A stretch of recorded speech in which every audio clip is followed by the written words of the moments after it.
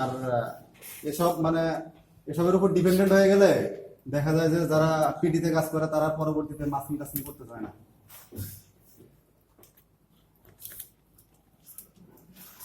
তোমরা মিন ফর্ম তো করছিলা, কতটুকু মনে আছে তোমাদের? কি করতে হয় প্রথমে?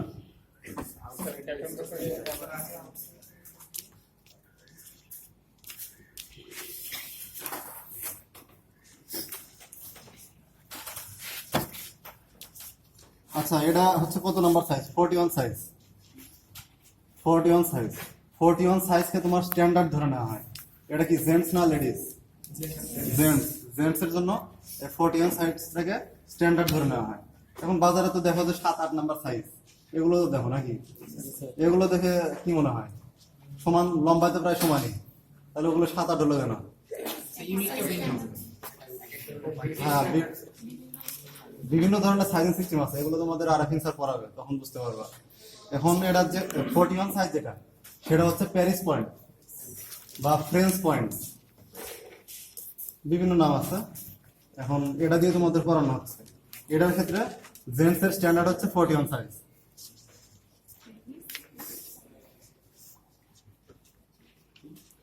তাহলে এখন কি করতে হবে? ট্রেস করতে হবে।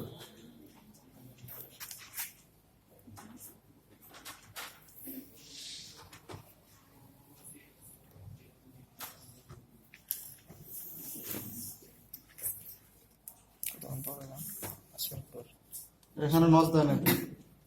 এখানে নস কই?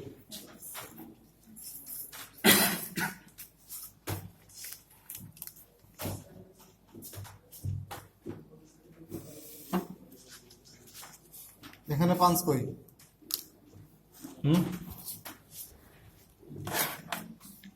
এগুলো পাঁচ করতে হবে।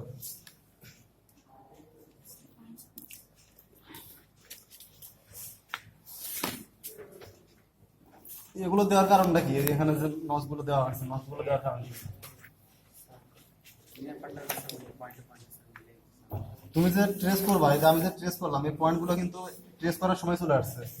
তোমার কষ্ট করে কিন্তু আর আলাদা ভাবে মনে রাখা এটা কিন্তু সমস্যা নাই। তুমি যখন ট্রেস করবা তখন সাথে সাথে পয়েন্টগুলো অটোমেটিক্যালি চলে আসবে।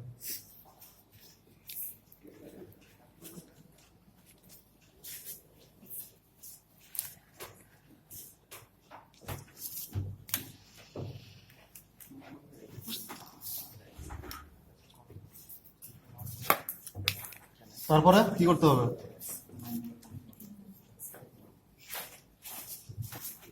এই দুইটা পয়েন্ট, টিপ অফ দ্য টো আর হচ্ছে ভ্যাম পয়েন্ট, এই বরাবর মিলাই নেবো আর ট্রেস করে নেবো। কোন পর্যন্ত ট্রেস করবো? যেখানে এসে মিলাই আছে। আচ্ছা, এখন পেছনে তো তোমার ব্যাক হাইট মেলে নাই, ব্যাক হাইট তো মেলে না, এটা কি করবো এখন? স্প্রিং করবো। এই যে এখানে সামান্য একটু উপরে তুললে এটার সাথে মিলে যাবে। এই পয়েন্টটাকে ধরে, এই পয়েন্টটাকে চাপ দিয়ে ধরে আমি যদি সামান্য একটু উপরে তুলি তাহলে তোমার ব্যাক হাইট মিলে যাচ্ছে, তাহলে ব্যাক হাইটটা মিলে গেল।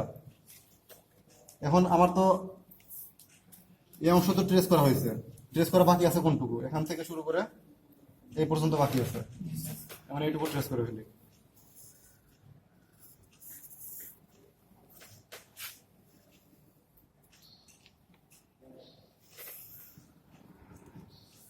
এখানে তো পাঁচ নাই, পাঁচ করা না থাকলে দেখো এই যে বারবার তোলা লাগে, একটা ঝামেলা না?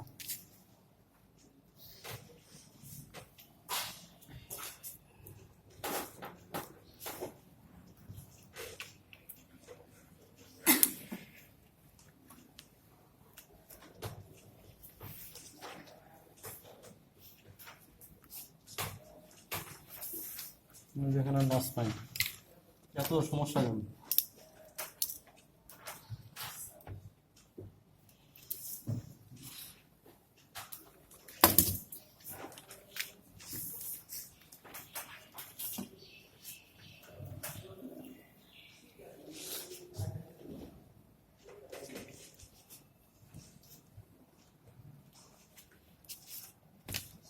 তারপর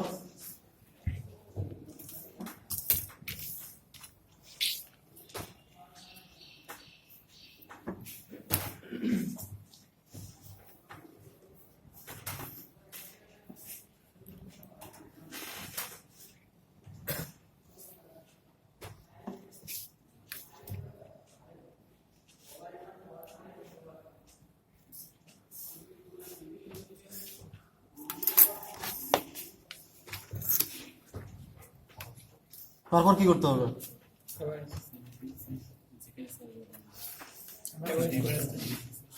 যেখানে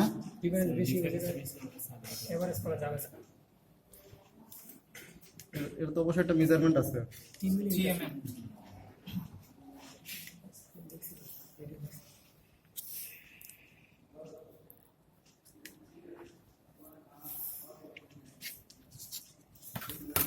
আমি যে লাস্টের উপর মাস্কিং করছি, লাস্টের শেপ কিন্তু আমার কাছে চলে আসছে। আমার কিন্তু পরবর্তীতে যত ডিজাইনই করব আমার আর মাস্কিং করার কিন্তু প্রয়োজন নাই। এখন এই যেটা শেপটা পেয়ে গেছি, এই শেপ দিয়ে পরবর্তীতে আমি ডিজাইন করে করে যাবো। শেপ আমার দরকার ছিল, লাস্টের শেপ দরকার ছিল, শেপটা আমার নেওয়া হয়ে গেছে। ওই লাস্টের উপরে তোমার যত ডিজাইন করা দরকার তুমি এখন এই যে মেইন ফর্ম আছে এটা ইউজ করে সেটা করতে পারবা। আর কিন্তু মাস্কিং করার প্রয়োজন নাই। আচ্ছা, ওটা আমি এখন আসি নাই, তুমি বলবো, সবই বলবো। ইন্ডাস্ট্রিতে যে তোমাদের শুয়ের ডিজাইন করে, ইন্ডাস্ট্রিতে যে শুয়ের ডিজাইন করে সেটা কিন্তু এইভাবে করে না। মানে ইনসাইড ফর্ম আউটসাইড ফর্ম তৈরি করে মেইন ফর্ম করে তারপরে ডিজাইন করবে, এরকম কিন্তু করে না। একবারে লাস্টের উপরেই ডিজাইনটা করে ফেলে, একবারে লাস্টের উপরেই শুটা দেখতে কেমন হবে ওটা একবারে লাস্টের উপরেই দেখা যায়, সুন্দরভাবে ড্র করে ফেলে। তারপরে ওটা তোমার এই যে ইনসাইড ফর্ম আউটসাইড ফর্ম তৈরি করে, মেইন ফর্ম তৈরি করে, এইভাবে করে। ঠিক আছে, এখন তোমাদের এইভাবে করানো হচ্ছে মূলত কারণ হচ্ছে লাস্ট সীমিত, লাস্ট সীমিত। আর তোমরা যদি লাস্টের উপরে ড্রয়িং করতে যাও সেক্ষেত্রে দেখা যাবে যে 2.5 ঘন্টার ক্লাসে হবে না, 2.5 ঘন্টার ক্লাসে হবে না। আর এরকম যদি হয় যে পরের দিন এসে করবা, এরকম করতে গেলে পরের দিন এসে দেখবে যে মাস্কিংটা উঠে গেছে অনেকখানি। সেজন্য আসলে তোমাদের এইভাবে করানো হয়। কিন্তু তোমাদের আসলে প্র্যাকটিস করা দরকার হচ্ছে লাস্টের উপরে ড্রয়িং করা। সেজন্য সবচেয়ে ভালো হয় তোমরা যদি পারো লাস্ট কিনে নিবা, লাস্ট কিনে নিবা, লাস্ট কিনে নিয়ে প্র্যাকটিস করতে পারবা। এখন দেখো এখানে আমি তো মিন ফর্ম তৈরি করবো, মিন ফর্ম তৈরি করার ক্ষেত্রে এখানে দেখো একটা ডিফারেন্স চলে আসছে, এখানে একটা ডিফারেন্স চলে আসছে, তারপরে যে এখানে আসছে, তারপরে যে এখানে আসছে, এখানে আসছে, এখানে আসছে। এই জায়গাটাতে ডিফারেন্স আসবে না, আসার কোনো কারণ নাই। কারণ কি? আমি তো এখানে মিলাই নিচ্ছি, প্রথমে আমার এটা মিলানো হয়েছিল, এখানে কোনো ডিফারেন্স আসবে না।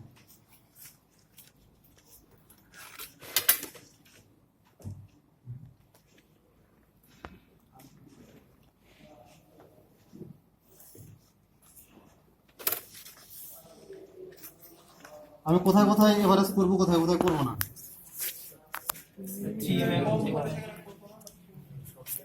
এখানে তো 3mm এর বেশি আছে, তাহলে কি এখানে করবো না কেন?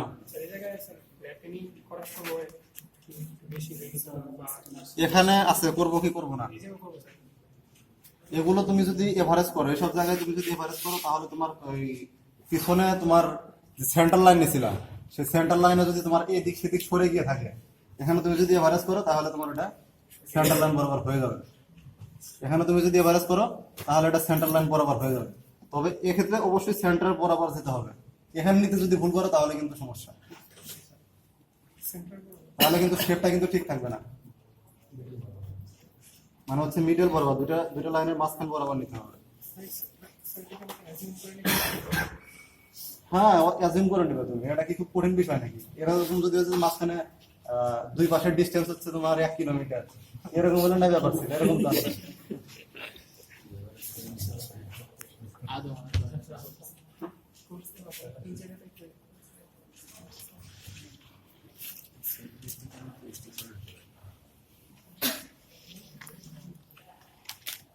তারপরে এখানে তোমার যদি সেন্টারিং যে করছো তখন যদি বসাইতে টেপটা বসাইতে যদি সমস্যা হয়ে থাকে, এখানে এভারেজ করলে সেটা ঠিক হয়ে যাবে।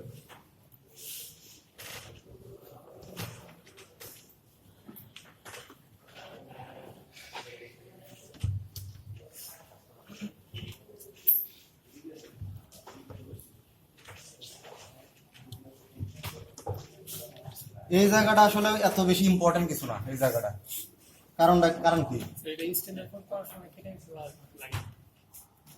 কি জন্য কেটে ফেলবে?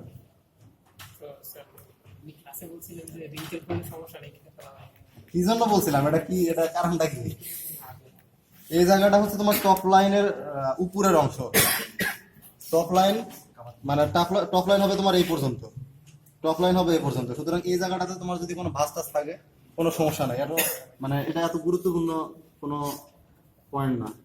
তারপরে এভারেজ করলাম। এখন সামনের অংশ যেটা আছে এটা এভারেজ করা যাবে না। লাস্ট সিমেট্রিক হয় না কখনো, লাস্ট কখনো সিমেট্রিক হয় না। মানুষের পায়ের শেপের কথা চিন্তা করো, মানুষের ফুট শেপের কথা চিন্তা করো, এটা কি সিমেট্রিক? অবশ্যই সিমেট্রিক না। এখানে যদি ডিফারেন্স কারো 1 মিলিমিটার বা 2 মিলিমিটার এসে থাকে তাহলে তার মাস্কিং করতে বা ফ্ল্যাটেনিং করতে সমস্যা হয়েছে, সেজন্য এই সমস্যা হয়েছে। তবে এখানে একটা ডিফারেন্স থাকবে, বড় মাপের একটা ডিফারেন্স থাকবে, স্বাভাবিক। যদি এটা যদি না থাকে তাহলে অস্বাভাবিক। স্যার 41 সাইজের জন্য এভারেজ কিরকম হতে পারে? কোথায়? হ্যাঁ স্যার এই যে এই জায়গাতে। এখানে এখানে এভারেজ করবা কেন তুমি? না স্যার আমি বলতেছি যে 41 সাইজের জন্য এই পার্থক্যটা কেমন? আচ্ছা ডিসটেন্স এটা আসলে 5 মিলিমিটার 6 মিলিমিটার, এটা আসলে কোনো নির্দিষ্ট কোনো ভ্যালু নাই যে এরকমই হবে, নির্দিষ্ট কোনো ভ্যালু নাই, এরকমই হবে। তাহলে কি এখানে কোনো ডিফারেন্স, এখানে কোনো এভারেজ করা যাবে না। তারপরে সামনের অংশ কি করবো, এরকম ফাঁকাই রাখবো নাকি? 90 ডিগ্রি করে লাগাইতে হবে। কেন লাগাইতে হবে? কি হবে?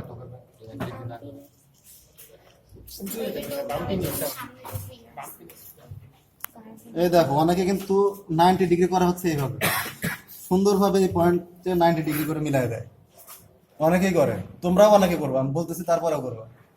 এই ধরনের কাজ কিন্তু করা যাবে না।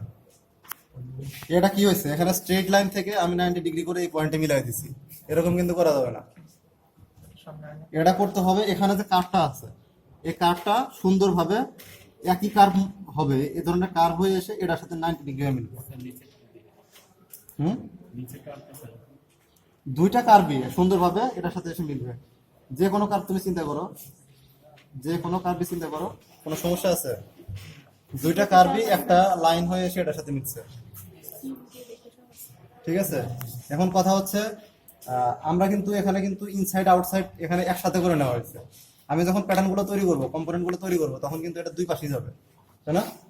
এখন আমি যখন আনফোল্ড করব, এই জায়গাটা যদি তোমার 90 ডিগ্রি না থাকে, এই জায়গাটা যদি 90 ডিগ্রি না থাকে, তাহলে কিন্তু ওটা কিন্তু স্মুথ হবে না, সমান হবে না, এই অংশটা সমান হবে না। আর যদি উঁচু নিচু হয় দেখা যাবে যে এখানে এরকম হয়েছে, বাম্পিং হয়েছে, অথবা এদিকে চোকা হয়ে গেছে, এই ধরনের সমস্যা হবে। এটা যখন কাজ করবা তখন বুঝতে পারবা, দুই একবার ভুল হলে তারপরে ঠিক হয়ে যাবে।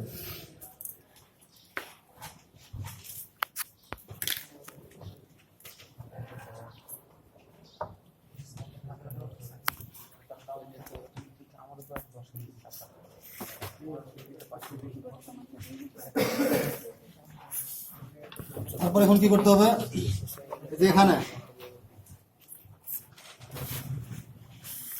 ক্ষেত্রে তো বলা হয় নাই, এই জায়গাটার ক্ষেত্রে বলা হয় না, এখানে ক্ষেত্রে কি করতে হবে? এখানে যদি এখানে তো খুব সামান্য ডিফারেন্স, এটা কি এভারেজ করবো কি করবো না? এটা এভারেজ করবো কি করবো না? করার দরকার নাই। এটা হচ্ছে তোমরা যে 3 মিলিমিটারের কথা বললা, এটা হচ্ছে এই জায়গার ক্ষেত্রে প্রযোজ্য, এটা হচ্ছে এই জায়গার ক্ষেত্রে প্রযোজ্য। এখানে তোমার ডিফারেন্স যদি 3 মিলিমিটার অথবা তার বেশি হয় তাহলে তোমার এভারেজ করা যাবে না, 3 মিলিমিটার বা তার বেশি যদি হয় তাহলে এভারেজ করা যাবে না। আর যদি 3 মিলিমিটার কম হয় তাহলে এভারেজ করবা। এটা কোন ধরনের কথা, কি জন্য এটা বলো তো একজন?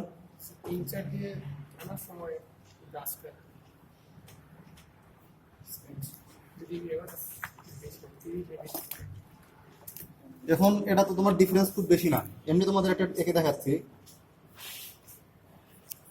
এরকম হতেই পারে, এরকম ডিফারেন্স আসতেই পারে। এখানে কি ডিফারেন্স অনেক বেশি আসছে না, 3 মিলিমিটারের বেশি তো নাকি? এখন আমি এই জায়গাটা এভারেজ করে দিলাম, এই জায়গা বরাবর যদি এভারেজ করে দিই তাহলে কি হবে? এই যে ছোট যেটা আছে, ছোটটা কি হবে? বড় হয়ে যাবে নাকি? আর বড় যেটা আছে সেটা কি হবে? ছোট হয়ে যাবে। এখন কথা হচ্ছে ছোট যেটা আছে সেটা বড় হয়ে যাবে, এখানে ম্যাটেরিয়ালের একটা ওয়েস্ট আছে, ম্যাটেরিয়াল ওয়েস্ট হবে। আর বড় যেটা আছে সেটা কি হবে? ছোট হয়ে যাবে। তুমি যখন লাস্টিং করতে যাবা তখন দেখা যাবে যে শর্ট পড়ে যেতে পারে ম্যাটেরিয়াল, তখন ম্যাটেরিয়ালটা শর্ট করে যেতে পারে। কথা কি বুঝতেছো? এগুলো ভাইভা কোশ্চেন হতে পারে, তারপরে কুইজে কোশ্চেন হতে পারে, যে কোনো কিছুতে কোশ্চেন হতে পারে। অথবা আমি যে এখন কথাগুলো বলতেছি আমি পরে তোমাদেরকে জিজ্ঞাসা করতে পারি, তোমরা যখন প্যাটার্ন সাইন করতে নিয়ে আসবে তখনও জিজ্ঞাসা করতে পারি।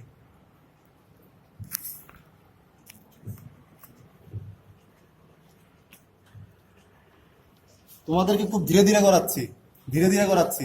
অন্য কোনো টার্মে কিন্তু এত কোনো ধীরে ধীরে হবে না, যেহেতু মানে স্ট্যান্ডার্ড যেটা আছে এরপরে যেটা করাবো সেটা তোমাদের একবার পুরোপুরি নতুন, আর এটা শিখছিলাম অনেক আগে, ভুলে গেছো, ভুলে যাওয়া স্বাভাবিক।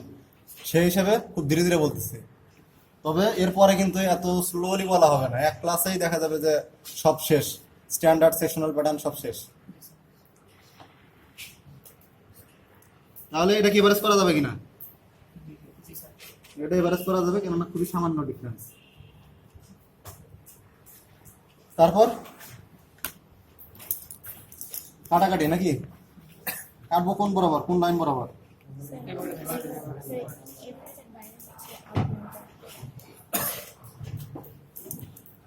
নাইফ কিভাবে ধরে?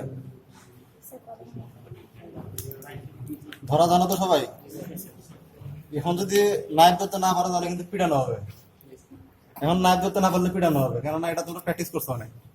কাটিং প্র্যাকটিস করানো হয়েছে মূলত হচ্ছে এটার জন্য, যেন নাইফ ধরতে যেন কোনো সমস্যা না থাকে।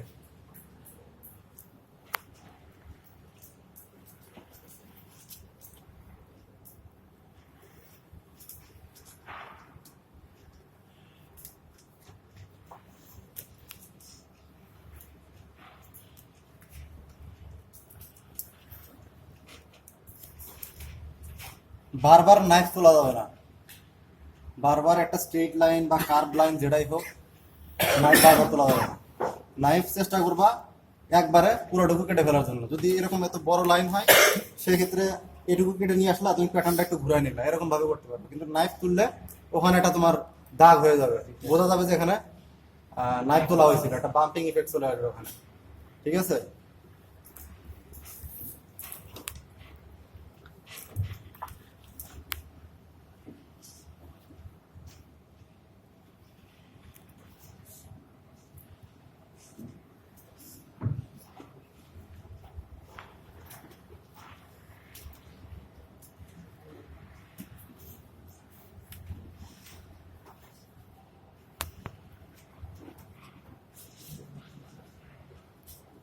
আমি কোন লাইন বরাবর কাটতেছি?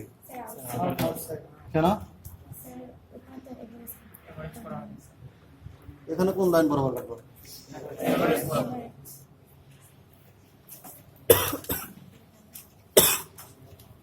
আলো কম মনে হচ্ছে।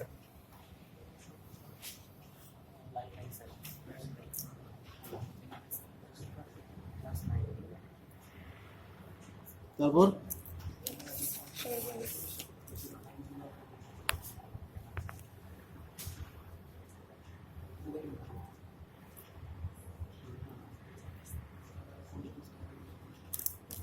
যখন তোমার একটা লাইন শেষ হয়ে যাবে তখন ওই মুহূর্তে মানে নাইফ তুলতে পারবে তুমি। কিন্তু একটা কন্টিনিউয়াস লাইনে কোনো জায়গায় তুমি নাইফ তুলতে পারবে না।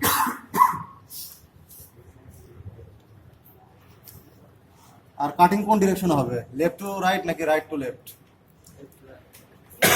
আমি কোন ডিরেকশনে কাটতেছি? Left to right.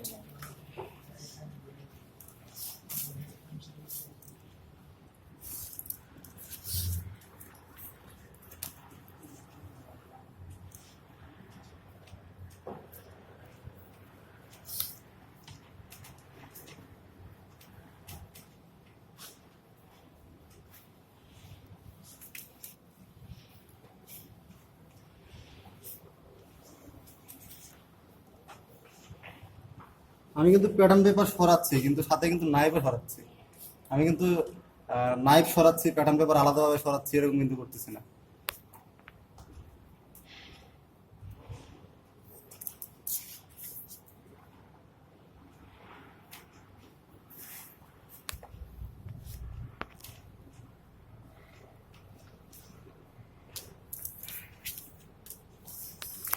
তারপর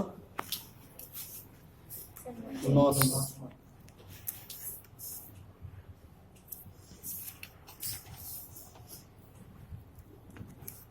মেন ফর্ম আর কখনো দেখানো হবে না, মেন ফর্ম দেখানো এটাই শেষ।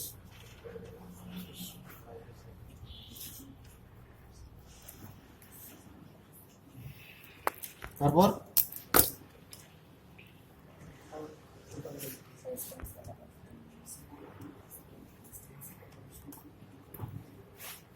এটাও করে নিতে পারো, এটা সবসময় প্রয়োজন হয় না, আউটসাইডারটাই সবসময় বেশি প্রয়োজন হয়। এখানে তোমার পাঞ্চিং করে নিতে হবে, আউটসাইডারটাই প্রয়োজন হবে। এটা হচ্ছে আউটসাইডার ভ্যাম্প লাইন যেটা, সেটা এটাই প্রয়োজন হবে। আর কি কাজ বাকি আছে? স্টেনসিল দেওয়া লাগবে।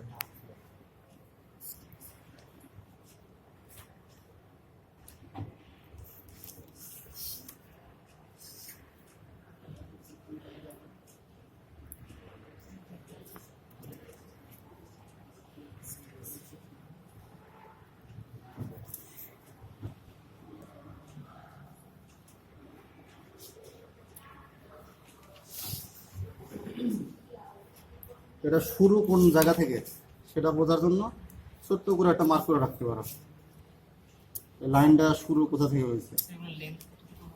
কিসের?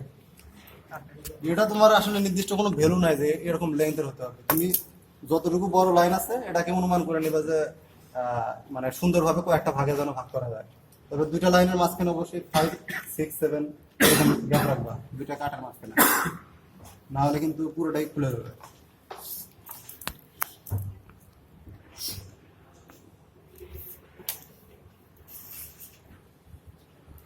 তারপর এটা কি এরকমই থাকবে?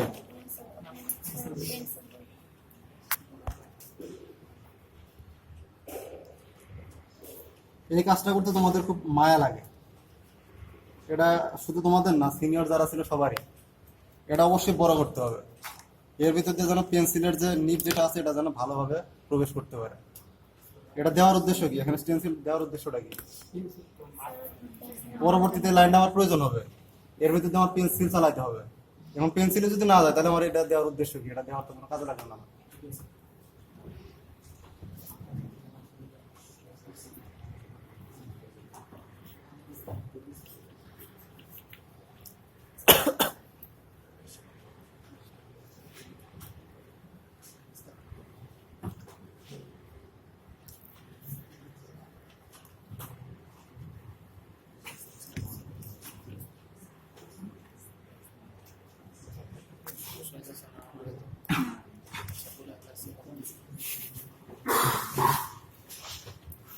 তাহলে লাস্টের শেপ আমার পুরোপুরি চলে আসছে। এখানে আমার ইনসাইডে কেমন, আউটসাইডে কেমন, সবই কিন্তু চলে আসছে। কি সমস্যা? ফারহান ইস্তিয়াক, তাই না? আচ্ছা, এটা কি আমার লাস্টের শেপ কিন্তু পুরোপুরি চলে আসছে। এখানে আমার আর লাস্টের প্রয়োজন না, আমি এখন চাইলে এটাতে আমি ডাবিও করতে পারি, অস্ফুটও করতে পারি, মানে স্লিপ অনও করতে পারি। মুকাসিন করা যাবে না, মুকাসিন অন্যরকম করতে হয়, পুরোপুরি আলাদা।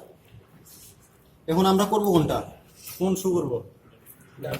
ডার্বি করব, অক্সফোর্ড করি, তাই? এখন একটা শিখলে আর একটা খুব বেশি কঠিন কিছু না, যেটাই শিখবা আর একটা সামান্য একটু ডিফারেন্স, খুব বেশি কঠিন কিছু না। এখন তোমাদের দুইটাই শেখানো হবে না, দুইটাই শেখানো হবে না, শেখানো হবে হচ্ছে একটা, আর একটা তোমরা নিজেরা প্র্যাকটিস করবা। এখন তোমাদের এই সেমিস্টারে এই টার্মে তোমাদের এটা শিখাইলাম, আবার যে পরের টার্মে অক্সফোর্ড শিখাবো, তাহলে যে ভেরিয়েশন যেগুলো আছে, মানে হচ্ছে কোর্টে ভেরিয়েশন আছে, স্পোর্টসে ভেরিয়েশন আছে, এগুলো কবে করবা? সেজন্য এটা শিখাচ্ছি, এর নিজেরা নিজেরা প্র্যাকটিস করবো হচ্ছে অক্সফোর্ড। এই পর্যন্ত তো স্যার যে কোনো ই করি আমি এই পর্যন্ত স্যার মেইন ফর্ম তোমার কমপ্লিট, আর প্রত্যেকটা কম্পোনেন্ট যতগুলো প্যাটার্ন হবে ততগুলো প্যাটার্ন কাটার পরে প্যাটার্নের যে ইনফরমেশন আছে সেই ইনফরমেশনগুলো লিখতে হবে। এই যে প্যাটার্নের যে ইনফরমেশনগুলো লিখছো সবগুলো ইনফরমেশন, কোনো একটা ইনফরমেশন যেন বাকি না থাকে, সবগুলো লিখতে হবে। এটা কি জন্য লিখতে হবে? তোমার ইন্ডাস্ট্রিতে যখন কাজ করবা তখন অনেক কাজ করতে হবে, একদিনে 2-3 পেয়ার 2-3টা ডিজাইনের কাজও করা লাগবে। আবার তো শুধু তুমি একা কাজ করবে না, আরো অন্যান্য যারা অফিসার আছে, ডিজাইনার আছে, তারাও কাজ করবে। এখন দেখা যাবে যে অনেকদিন পর তোমার প্রয়োজন হয়েছে একটা ডিজাইন খুঁজে বের করার। তোমার যদি এরকম ভাবে সবগুলো এভাবে প্যাটার্নের নাম লেখা থাকে তাহলে খুঁজতে সুবিধা হবে। আবার কাজ করার সময় দেখা গেল যে প্যাটার্ন আর একজনের সাথে আরেকজন ডিজাইনের সাথে উল্টাপাল্টা হয়ে গেছে। এখন এগুলো যদি লেখা থাকে তাহলে কি আর কোনো সমস্যা আছে? সমস্যা নাই। সেজন্য এগুলো সবকিছু লিখে রাখতে হবে। এটার আর প্রয়োজন নাই। কারটা থ্যাংক ইউ। এরপরের স্টেজ হচ্ছে স্ট্যান্ডার্ড মেকিং। এটা হচ্ছে স্ট্যান্ডার্ড, একবারে শুটা দেখতে কেমন হবে, শুটা দেখতে কেমন হবে, কি কি কম্পোনেন্ট থাকবে সবগুলো এটাতে থাকবে। সেটা স্টপ করে নতুন করে দাও হুম স্যার একটু আমার একটা ভিডিও